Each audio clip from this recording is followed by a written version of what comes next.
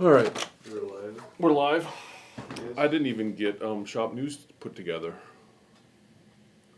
I've been very negligent. Are we on? Yeah. People hear me talk about my negligence and how awful I am. Yeah. Oh well. Hello, welcome to another episode of I don't know. This is like trips down the rabbit hole. I'm starting to feel like, and we sew while we do it. So I don't know. Anyway, another episode of Sewing Badly with Brent. Today, we might get to Mitered Corners. If we don't get to Mitered Corners, then I guess this was just clickbait.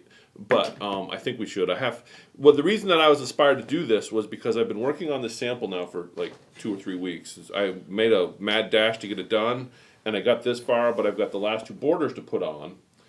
And so I thought, you know what? Everybody loves mitered corners, so we'll put the final border on because you need to miter it, and we'll just do that live. But I got to get the one more border on the inside put on, and then we'll get the miter. We'll actually get the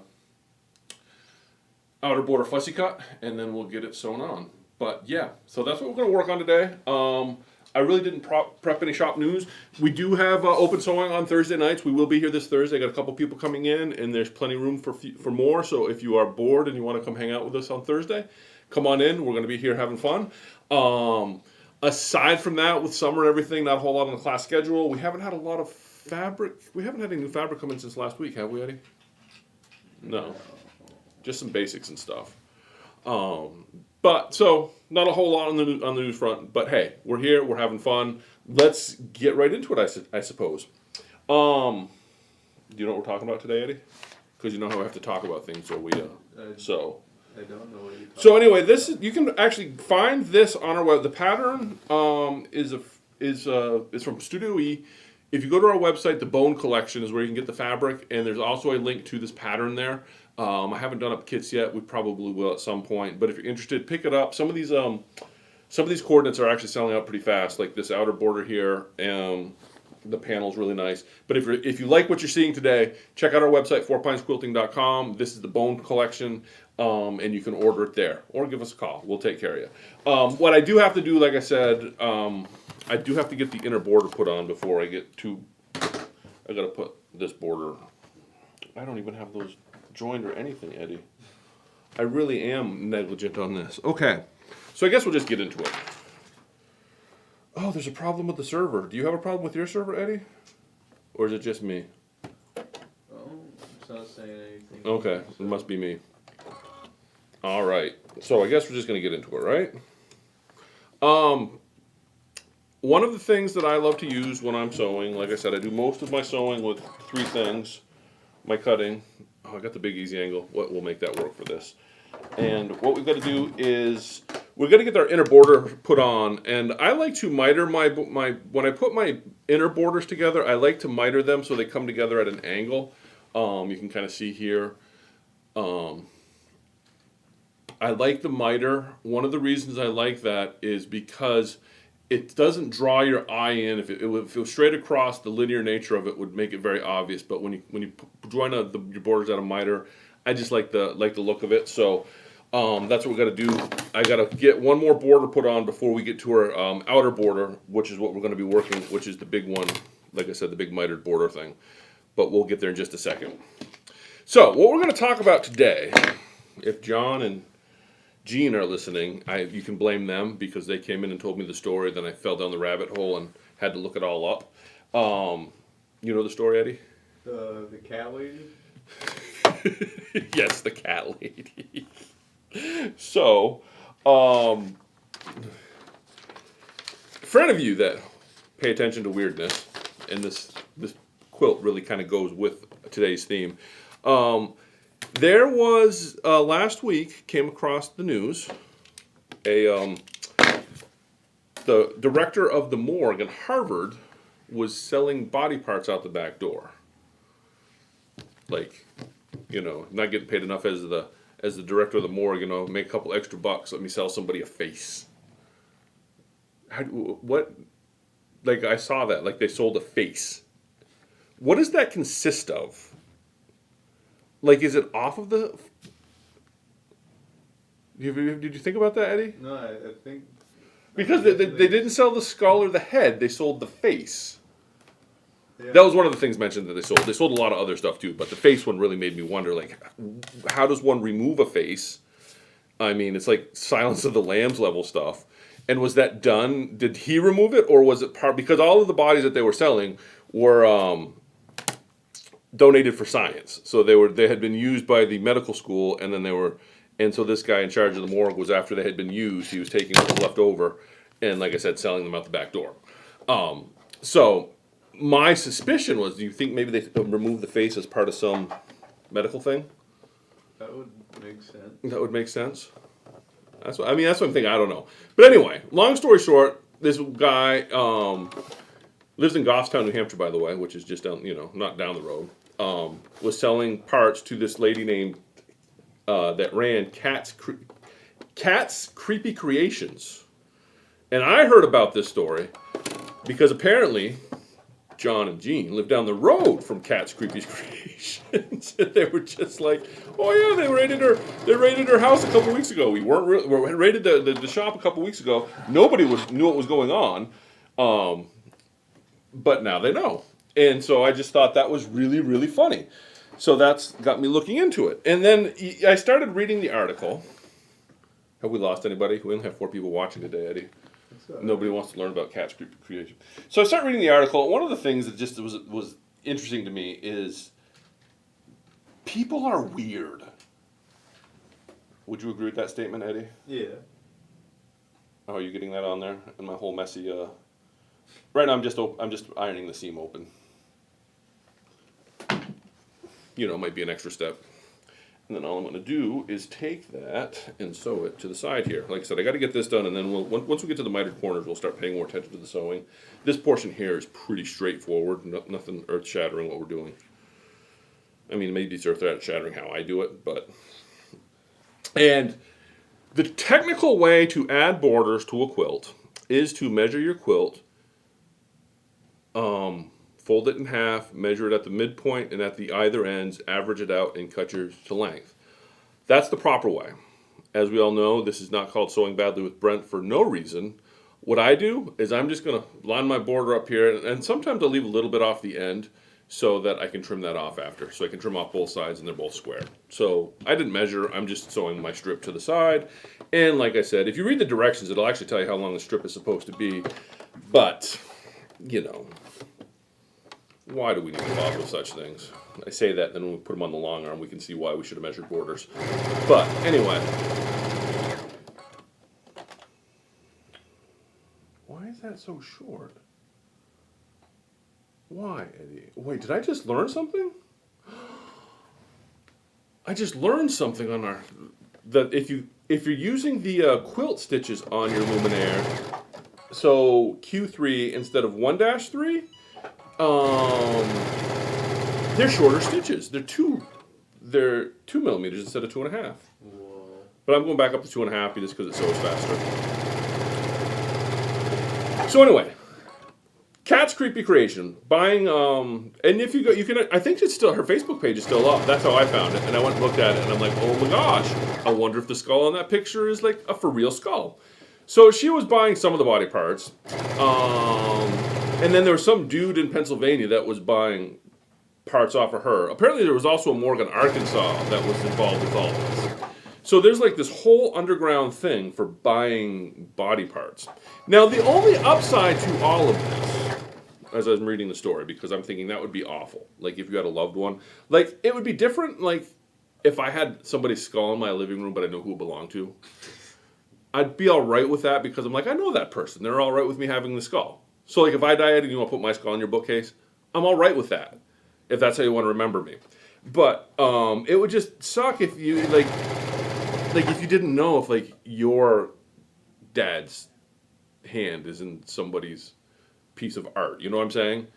That to me is the worst part. It's one thing to like have like consent, but to just randomly do it. So the upside to this was that all the bodies that were sold were actually donated for research. So if you didn't donate or didn't sign the papers for whoever it is to be a research body, then you don't have to worry about is your loved one's skull going to end up on somebody's bookcase. And that got me thinking, okay? This is like a true rabbit hole episode. I'm going to just take you down the entire thought process of where I ended up. Because we are going to end up at Indiana Jones before we're done. Can we get from stolen body parts to Indiana Jones, Eddie? Probably. That's the journey we're going on today. I don't know if you're all ready for this or not. All right. All I'm gonna do now is just iron. I should iron the whole thing, but for what we're doing, I'm just gonna do the corner so I can get a good cut. So that got me thinking. You know, like I said, my whole thought process was like, that would be just awful. Do I want a skull in my house? And if I had like a real skull, I thought to myself, I'd want it to be somebody who knows who it is. And then that got me thinking of, you ever see the old dead baby pictures? Like from the Victorian era? I think I. It's like, so I thought of that immediately, and so I fell down that rabbit hole, okay? It's a thing. It's Victorian death photos. That will start you down the descent. Because, you know, the camera was invented, this newfangled thing, and what's the first thing we're going to start taking pictures of with a camera? I don't know if I want to go there because I just thought about that question. Like, we probably know what they first took pictures of. If it wasn't dead people. Victorian death photos became popular because one of the problems you had with early cameras was shutter speed. What do you have to do if you have slow shutter speed, Eddie? You have to keep the camera still and keep the subject still. Yes. And so it was very hard. That's why all the dirty pictures from the Victorian age, they're all lounging about scantily clad on couches because they could hold still long enough on a couch. So that's what made death photos so popular, because the subject, when I say subject, you know, the person in the photo, because they're already dead, you don't have to worry about them moving. Put the camera on a good tripod, and you could set up a long exposure with no problem, right? And the cost of a photo versus a painting was also significantly less. So so people thought, let's, you know, somebody died, let's remember them with a death photo. Okay, so they were really popular for a while, death photos. The best part, what I found is, you ever see the creepy eyes in a death photo? No. Like if you ever see like a Victorian, and they would pose them too. This is the other thing. There'll be some pictures you wouldn't know that they're dead. Like they would like pose them. Like there would be like family portraits, and they would have like the dead person like propped up sitting in a chair. And you know it's the dead one because of the long exposure. It's the only one that's not blurry. Because everybody else is fidgeting. So yeah, they would like stage these photos. But one of the things that they would do is, after they took the photos, you know, early Photoshop, they would go in and paint the eyes on, which is why you get these really creepy eyes in some of the pictures, because their Photoshop skills probably weren't as good. You know, Victorian Photoshop. Yeah. You know, fire up Adobe, get out the paintbrush and paint the negative. So that's the Victorian death photos. So where do you think I went from there, Eddie? I don't know. Okay, well, this is all part of something a little bit deeper. Actually, runs through the whole idea of a Victorian death photo. Is the idea of memento mori. Do you know what that is? No. You've never heard of memento mori. Memento mori is Latin for remember you die. Have you heard? It's very the Stoics, you know, the classic, like, it's got a long history in Western tradition. But the idea basically is to help people remember their own mortality and to make the most of their life, because you're going to die. So this idea of contemplating death makes your life more fulfilling, because, you know, that whole write your obituary before you die type thing. Yes, Rhonda. I'm feeling kind of like there's nobody watching today. Maybe because it's nice out. It's that time of year. Everybody's on vacation. Hopefully the reruns get some better views. So Memento Mori was part of that. And the thing about Memento Mori, what's kind of the logo / branding for Memento Mori, Eddie? A skeleton? A skull. Okay. See, I'm telling you, we're going to go on the journey where we get from stolen body parts to Indiana Jones. We're going to get there. It's going to be awesome. It's a great journey. It's a bizarro journey. And it also, on this journey, I'm going to confirm what I've always believed, that humans are just strange animals, incapable of awful things, but also great things. Anyway, so Memento Mori is, the logo / symbol of it all is usually a skull in some form, sometimes a watch, but usually a skull and a watch or a clock or that sort of thing. So I got to thinking of skulls, which made me think of headhunters, which I've told you about the Assyrians before. They'd go to war, you know how they got paid? They took people's heads? Yep, they got heads and they went back to the accountant and said, I got 12 heads, pay me for my 12, killed 12 people, show me the heads. Shows them heads, he gets paid for killing 12 people. So I immediately thought, when I think of skulls, I always think of the Assyrians and the way that they got paid for going to war. So like they had to collect the heads to get paid. Which then made me remember, okay, there's a fantastic story when I was thinking about going to war and headhunting. Okay? You ever hear the Gurkhas? You've never heard of the Gurkhas? Let me educate you on the Gurkhas. Has anybody else out there? Anybody watching of the 4 people on our live stream? Any of you heard of Gurkhas?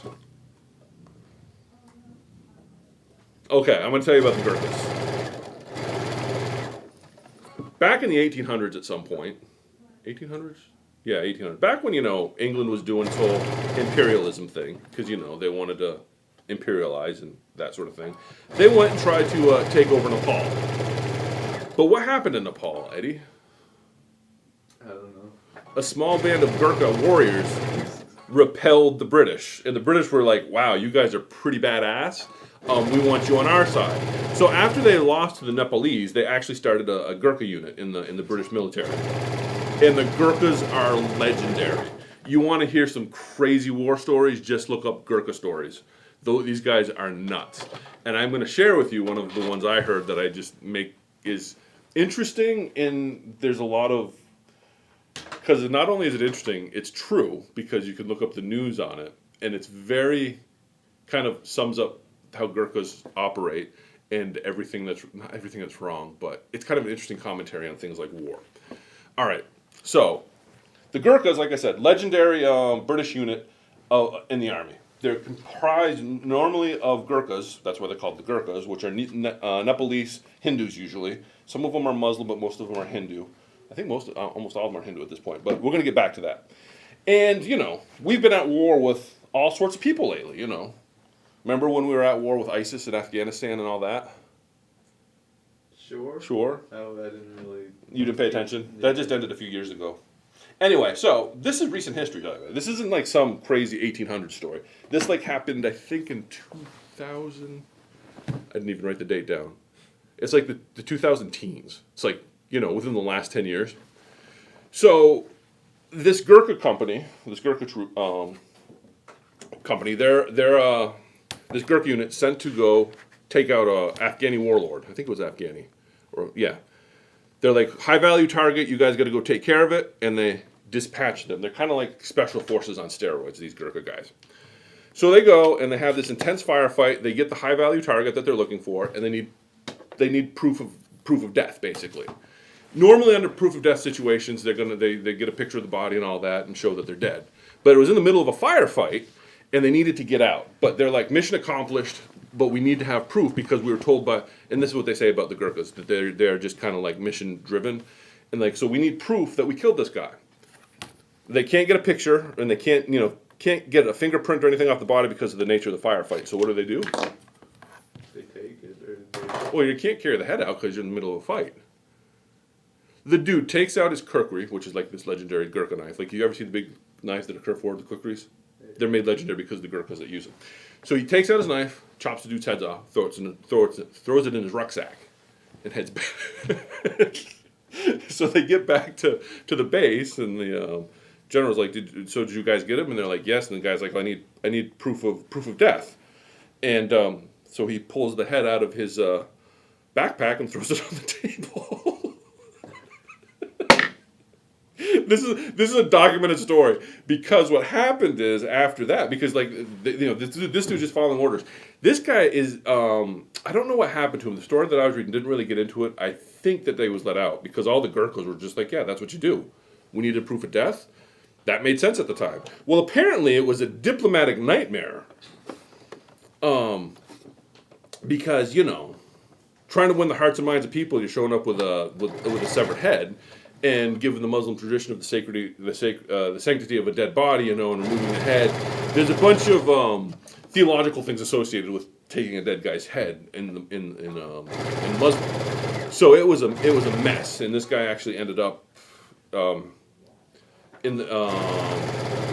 paid leave, I think is how they say it. But anyway, so that's the story of the Gurkha, which got me thinking of headhunting. Okay.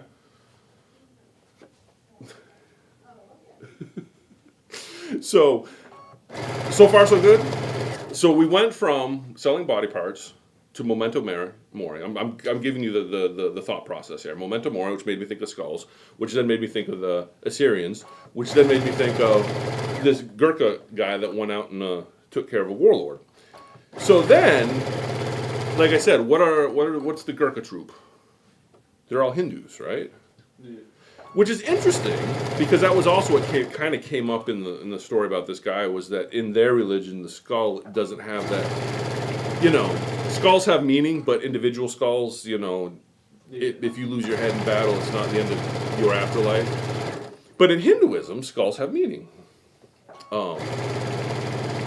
And who's one of the most famous Hindu gods, Eddie?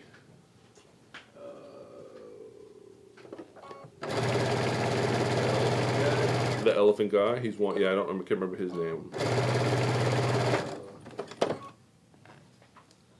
You ever see the blue lady with all the hands? Yeah. And then she usually has like a necklace of skulls. Yeah. Yeah, that's Kali. Well, I think she has 4 hands, but a necklace of skulls. But she has skulls on her necklace. And depending who you ask, they represent either wisdom and knowledge, or the power over death.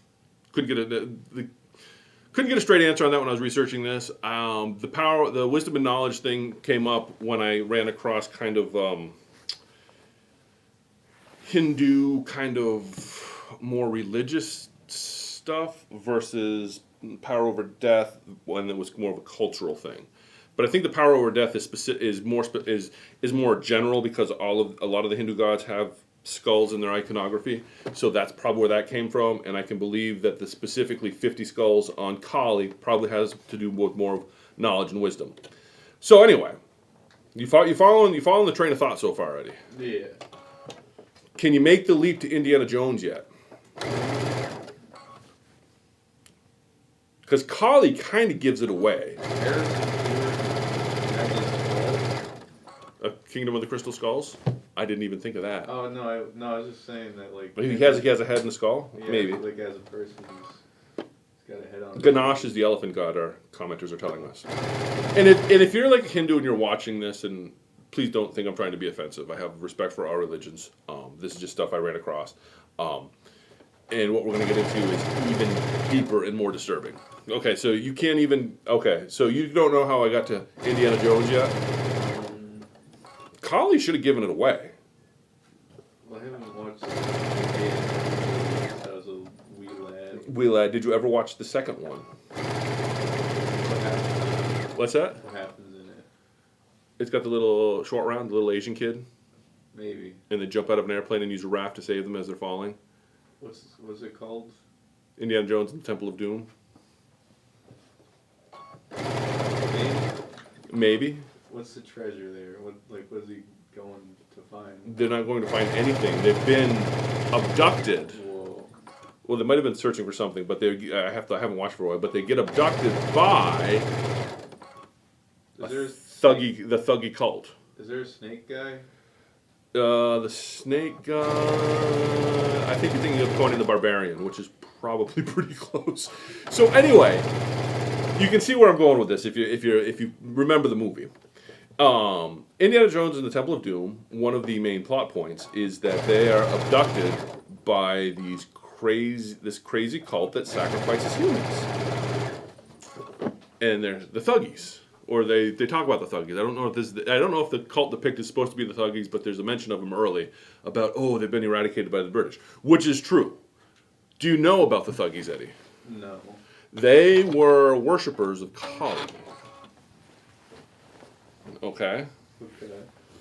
To understand how messed up they were, to really kind of lay the groundwork. Now, keep in mind, Thuggies is the reason that gangsters and malintent youth of all cultures now are called thugs. That directly comes from the word thuggy. That's where a thug comes from, is a thuggy. Now, the religious, this is a wackadoo rabbit hole to fall down.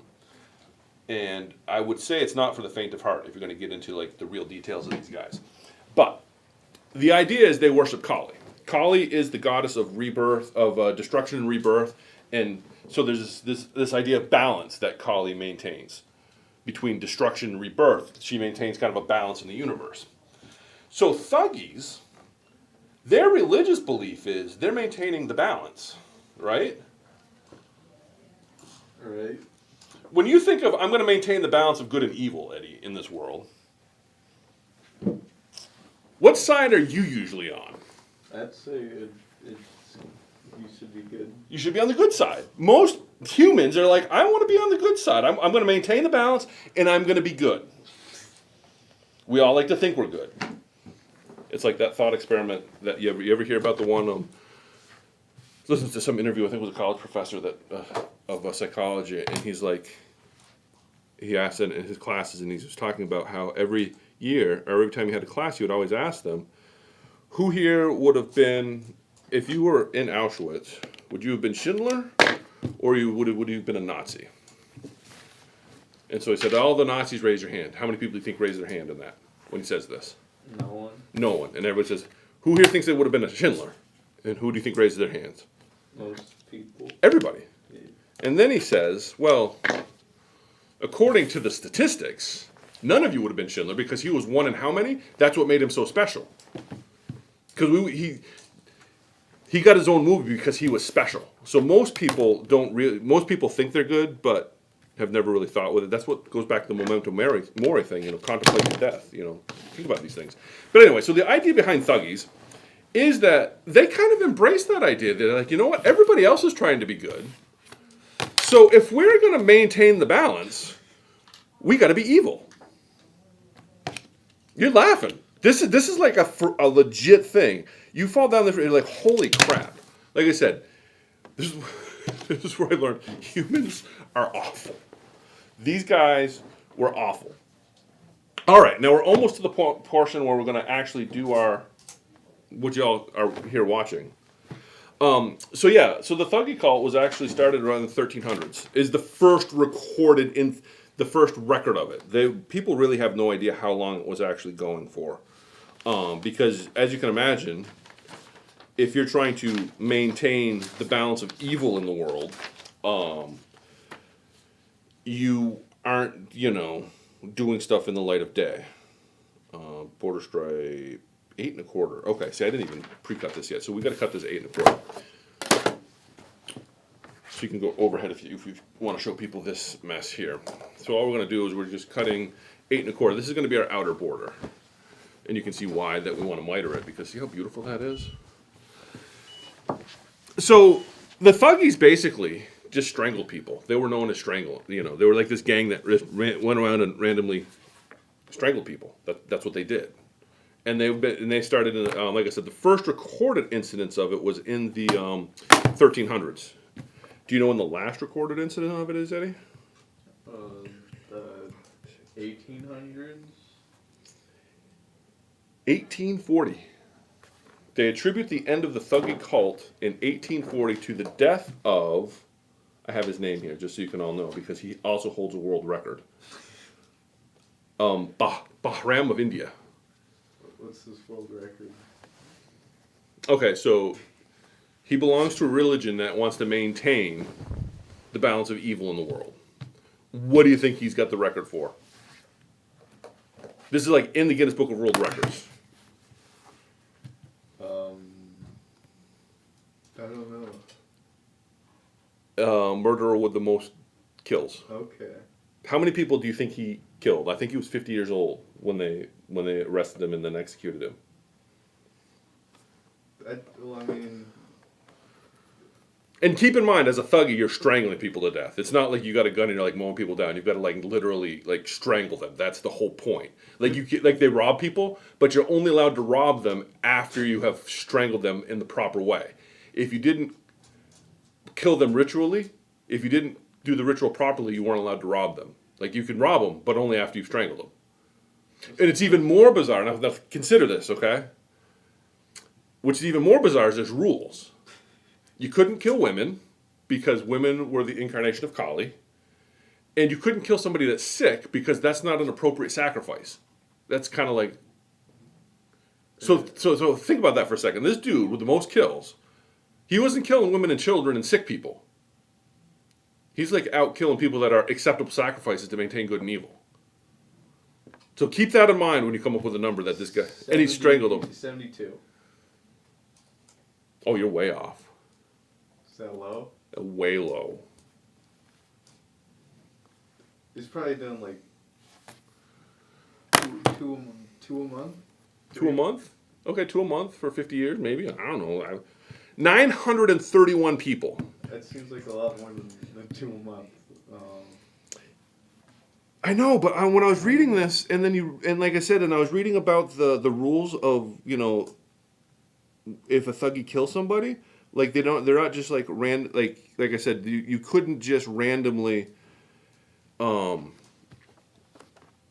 mean, there were rules to who you were killing. You couldn't just, you know, you're not killing women. You're not killing.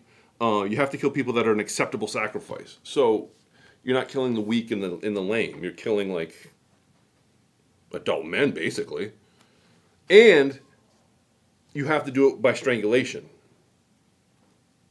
I mean, if you start reading about it, there was a whole process. They would like trick people and usually do it while you're sleeping, but still, it's really messed up because it was like a gang. And what would happen is,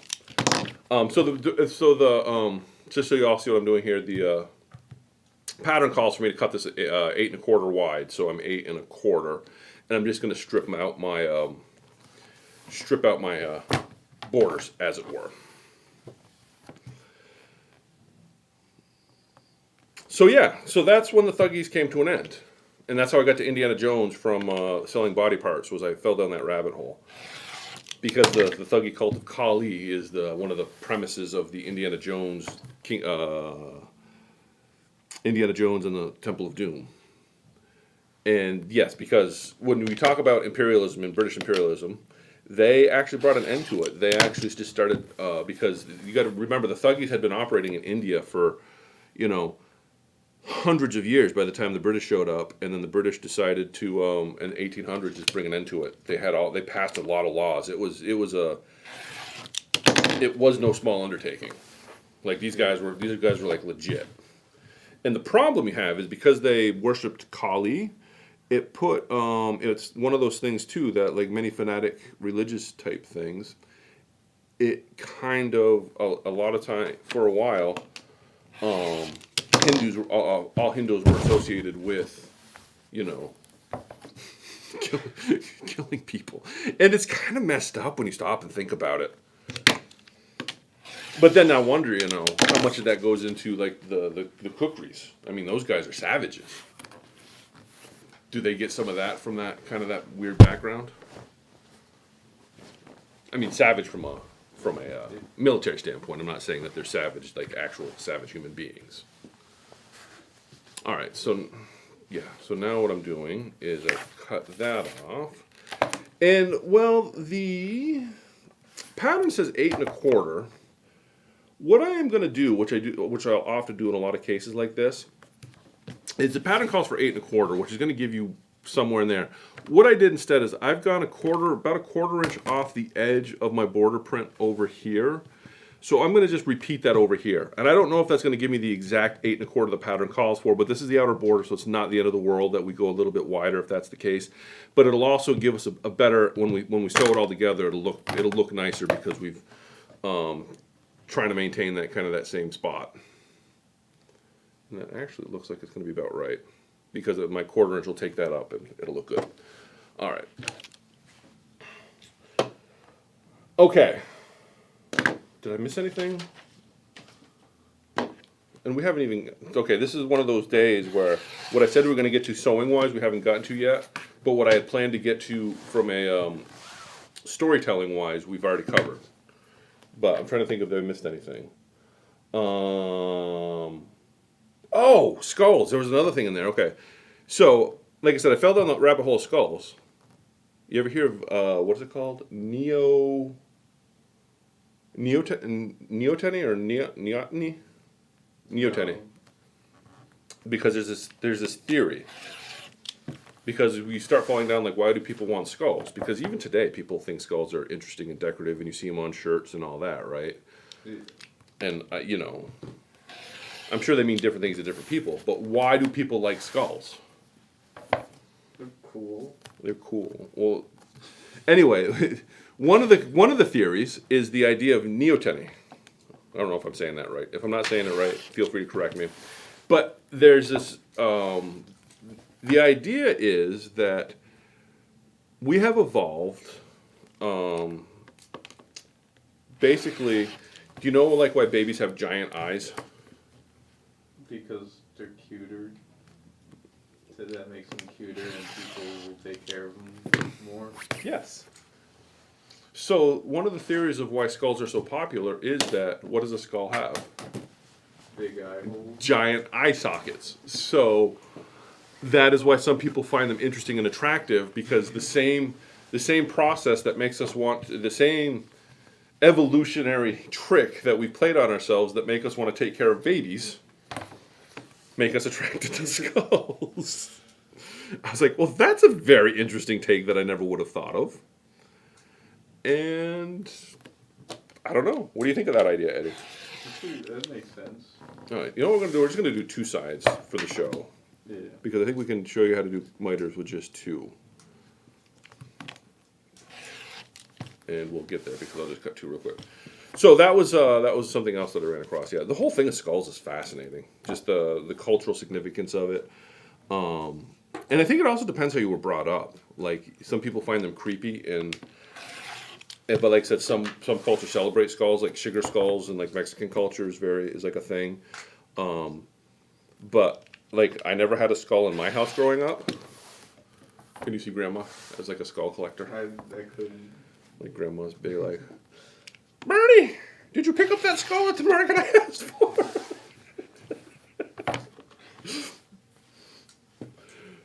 Anyway, yeah, so I didn't grow up with skulls. So Sarah, my wife, she kind of likes skulls and bones. What's your take on skulls, Eddie? Do you still have that one that you painted when you were a kid, like you took a Sharpie to and made look really cool? I don't have it. Oh, where's it at? Or do you even know? What's that? I have no clue. You no clue? But I like skeletons. Skeletons, So yes. they're pretty cool and bad. Yeah, and then I fall down that rabbit hole too. That different bones like have different meanings in different cultures. Skulls are kind of universal in that every culture has like this thing for skulls, but there's like some cultures that have like a thing for hands, like, you know, just a random hand, skeletal hand just hanging out.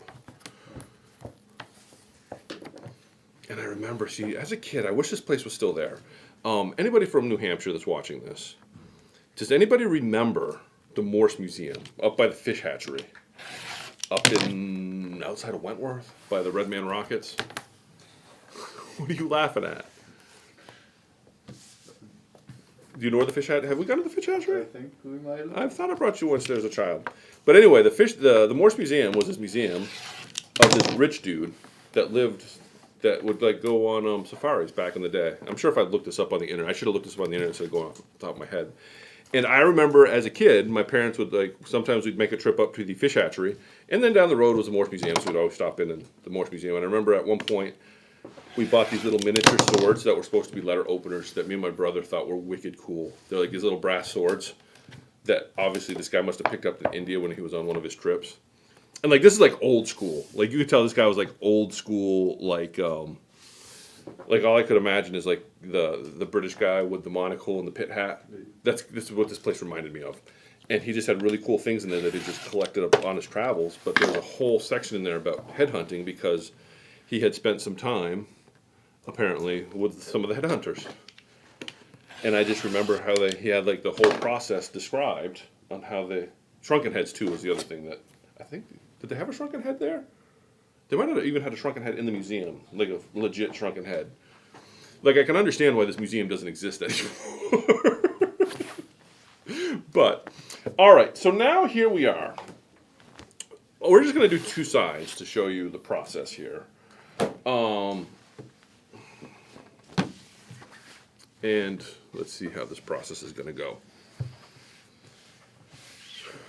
Do you know how they shrink heads? No. They like crush it with a rock.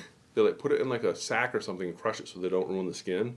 And then they pull the skull out through the neck hole. Weird. Yeah, that's like, Why'd they do that? I don't know. And and what has to happen in your life that you're thinking to yourself, I wonder how I can shrink this head.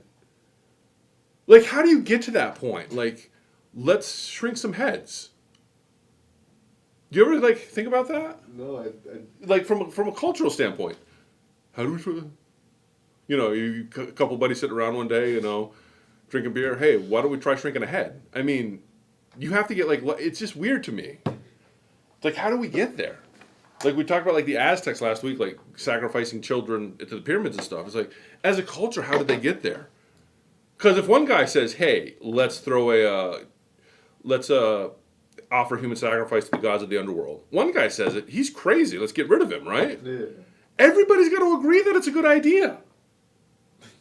How do we get there? Okay, I'm sorry. So what we've got here, these are directional. So I think we're definitely going to make the top that way, and we're going to make them face in. So first thing I'm going to do is we'll do the top first. So we'll make that our top. First thing you want to do I have pins? Can you grab me 2 pins, Eddie? First thing you have to do when you're doing this is you're going to find of course you didn't change the view before you got up either. I didn't know what you were... Oh, I'm going to hold things up. There, change it. Okay. Where you get, okay. Anyway. So, first thing you have to do when you're doing this, you're not going to just sew this on randomly because the thing is, the border has to overlap beyond the edges of the quilt. So what you want to do when you're doing mitered corners like this is you're going to fold your top in half. And I'm just going to, and this doesn't have to be perfect unless you pre-cut your borders to what the directions tell you to do, which I never do because then I always cut them too short. And then I'm going to fold one of my borders in half. And like I said, if you cut them to width like the directions tell you to, then what you're going to find is that you might not need, well, no, you're still going to need to do this because you have to overlap. You'll see why we're doing this in just a second. And we're going to find the center point of our border. Now, if I did this right, the top border is here. And this is what y'all tuned in for. You see the clickbait we just did? We got you to tune in. And now, 45 minutes into it, we're starting to get into what you actually came here to see. Hopefully you enjoyed the ride. So I've got the, go over top. I've got the center marked here on my top. And I've got the center marked here, center mark on my quilt and the center mark on my border. If this cut is exactly to length, you want to make sure that's lined up really good. But because I always go a little long and I'm not going to cut it to length till I'm done, as long as you're in the ballpark, you're good. So I'm just going to line up those center points. And then I'm going to start. You could start in the middle if you wanted to, but that's not what I'm going to do. Because the other important thing to do is when you put your seam on here, you are going to want to stop and start a 1/4 inch from the edge. And so when you do that, you're going to want to sew with the quilt side up, and I was almost going to do it with the quilt side down, so that you can see as you're sewing. So I'm going to start here. So I'm going to sew with this side up so I can see this, and I'm going to start a 1/4 inch in from the edge. And I'm going to stop a 1/4 inch in from the edge because we're going to be putting a Y seam in here. So you have to leave that so that you can fold things out properly. So I'm just going to drop this.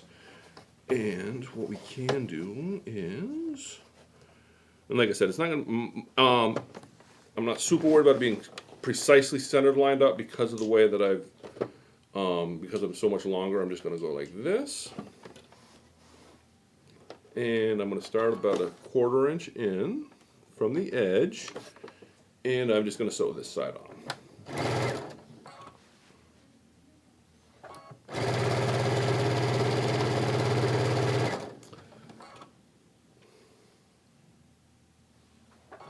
Now, hopefully I remember how to do this properly because it's been a while since I've done this. Every time I try to do this, I have to reteach myself. So, you all get to struggle through this with me. Right, Eddie? Yeah. Yeah, he says.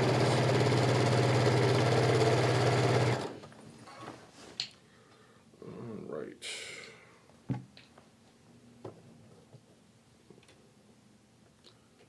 And then we're just going to keep going.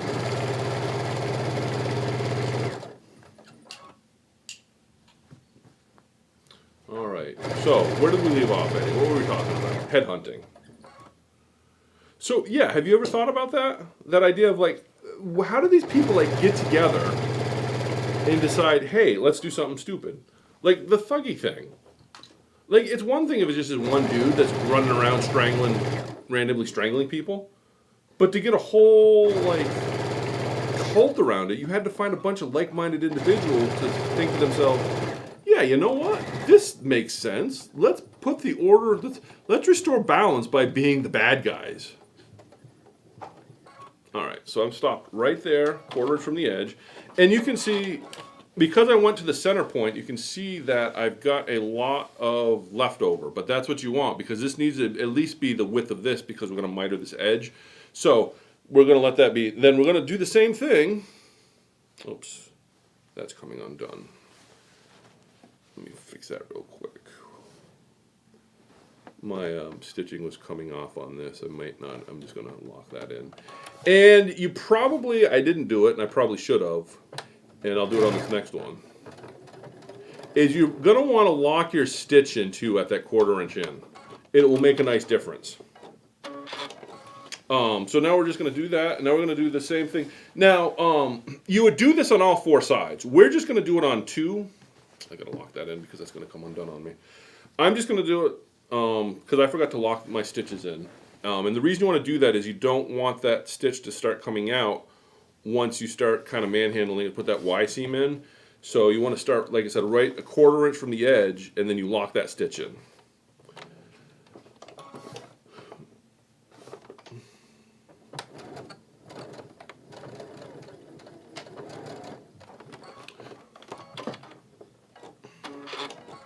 But you see, that's the other thing that makes Indiana Jones like interesting movies to watch, is the fact that the first ones, before I don't count anything beyond the Last Crusade, I don't call Indiana Jones anymore,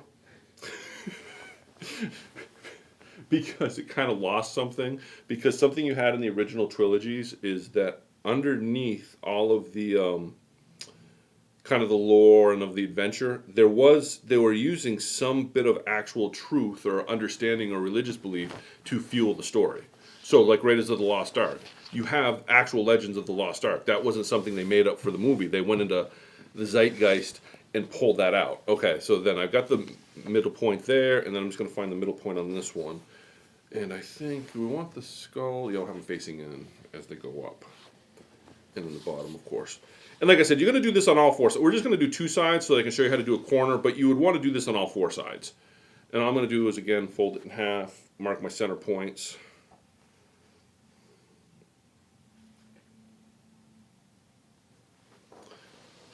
Because like in Raiders of the Lost Ark, he went after the Ark of the Covenant, right? Yeah. Which is very well documented among the Christian Judeo belief system because of the Ark of the Covenant. And so a lot of what they had about the Ark is actually out of existing lore and myth. Like I said, wasn't made up at all for the movie. Like, right. So it'll actually melt your face off? That is the I don't know the melting of the face. I don't know is necessarily as well. Maybe it says it in like the Old Testament somewhere. Thou shalt not seek the ark; it'll melt your face. But the idea that it would cause that kind of destruction when it was opened, that's definitely straight out of the that's definitely an old that's very biblical in its description.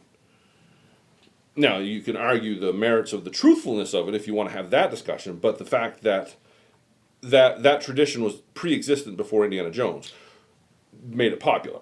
Same thing with the Temple of Doom was interesting in that they took this idea of the thuggy cult, and that was and I didn't realize this when I was a kid when you're watching. I was like, oh, it's just a good movie. But as you get older, you realize that they had taken the kind of this, I don't want to say popular idea. I gotta lock that in too.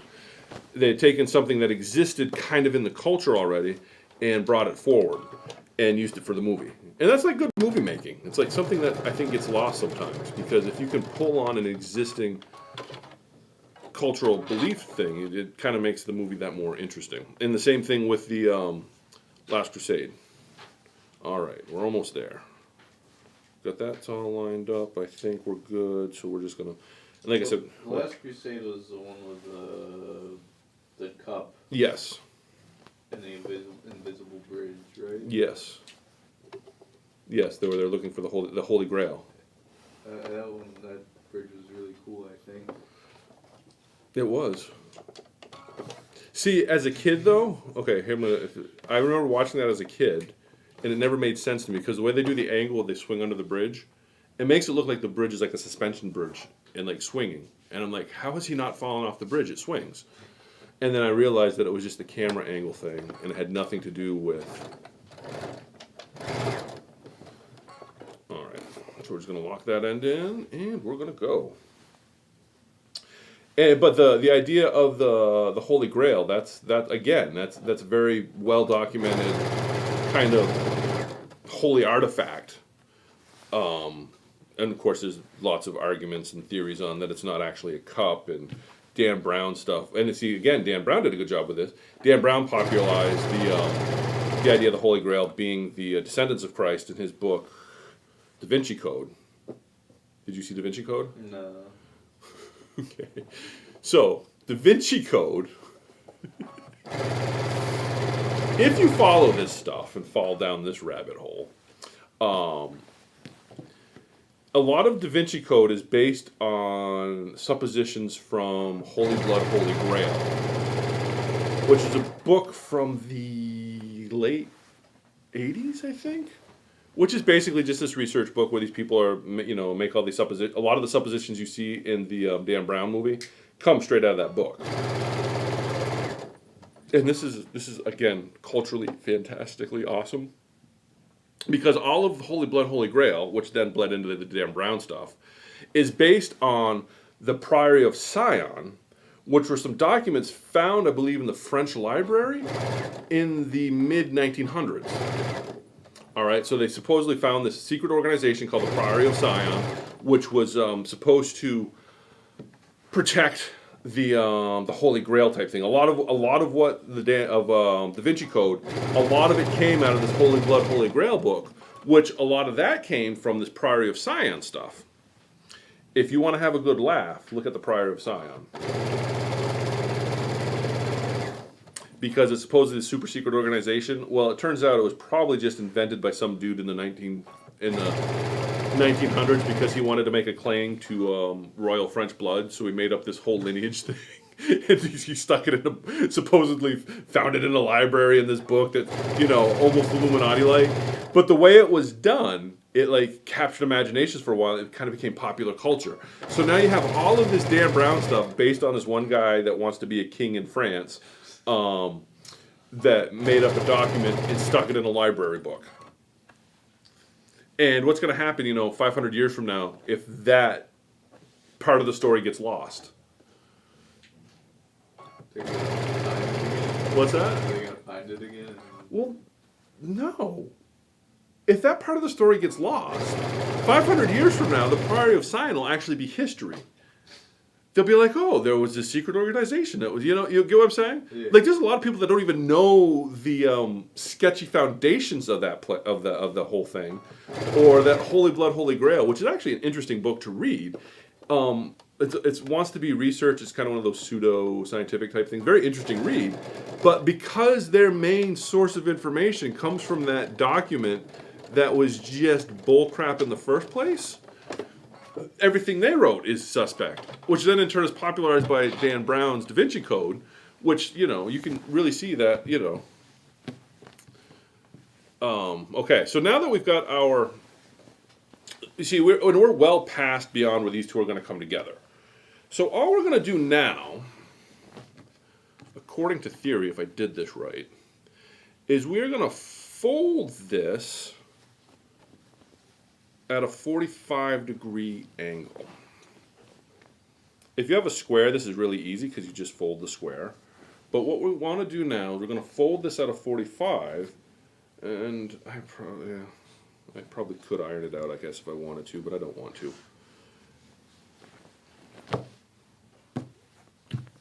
So what I'm trying to do now is I'm gonna, as I fold it, how I know I'm at a 45 is if the edge, as I fold it, these two edges line up, I should get a pretty good 45 right through here. Just like that. Right? Yeah. So if I've done this right, and I fold that out just like that, all I have to do from here is find my favorite marking device. You can probably best use a chalk pen, but I'm just going to use this pen because that's what I have handy. And you take this ruler, and all I'm going to do is line that up with this fold I have here. And you've actually got 45 marks on your rulers too, so if you really wanted to double check yourself, you could find that 45 mark. There it is right there. You could find that 45 mark up here and line that up with the edge and see that we're straight here. We're probably off a hair, so we'll bring that down. But it's important. This is where you're going to get your your miter from. So all we're doing is we're going to go just like that. We line that up really nice and really nice. And like I said, I've got a 45 mark on my ruler here that lines up there, and I'm going straight across here. So all I'm going to do now, assuming everything's flat, is I'm just going to take my pen and any of you that have watched this for any length of time know that I have an allergy to pins. But this is one of the few times that you would want to pin, because what you're going to do now is kind of pin that so it doesn't move on you. And what we're going to do is sew on this line. We're not going to sew 1/4 inch one side or the other. We're going to sew right on that line. And to do that, I should probably use a different foot, but I don't care. I'm just going to use this foot because it's a little bit flatter than that one, but it is the bi-level. I would recommend not using your 1/4 inch foot for this because of that guard on there will kind of push the fabric a little bit. So now all I'm going to do is that line that I marked here, I'm just going to run a seam down that. And if I've done this right,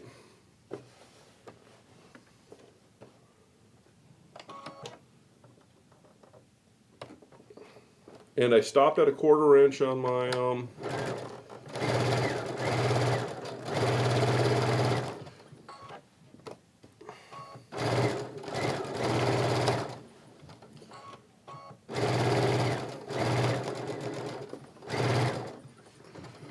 and then you want to stop right on your seam allowance and lock that in. You don't want to go past the seam allowance that you well,